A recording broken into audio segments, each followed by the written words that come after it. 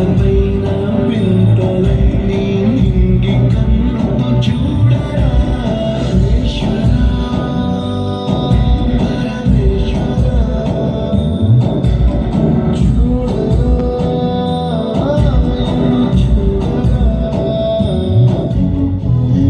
చూసారా సార్, ఉగ్రవాదులు చేసిన మారణ దండకు పాకిస్తాన్ ఊడిగట్టిన దారుణం.